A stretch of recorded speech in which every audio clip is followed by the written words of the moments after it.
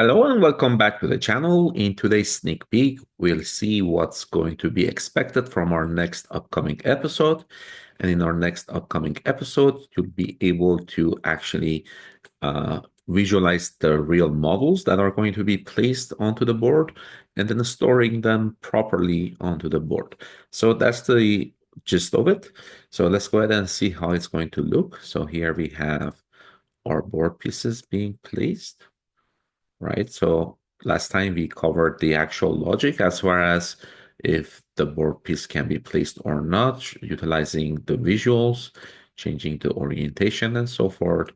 And in the upcoming episode, we'll see how to actually place this particular pieces onto the board and how that will be uh, programmed.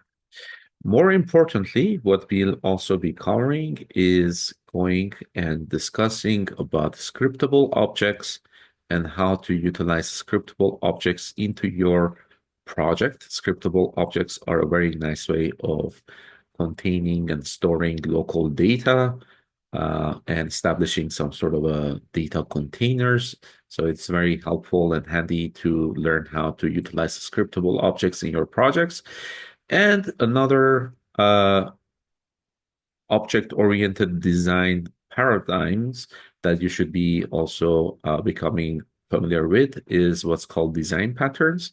And in this particular episode, we'll also take a look at the builder design pattern. So we'll utilize the builder design pattern where the shipyard will be used by the board manager to construct the different types of ships and place them onto the board. So super exciting. And as I promised, things are going to become a little bit more interesting from both gameplay perspective, but also from a coding perspective and some other advanced features that you might want to incorporate into your projects.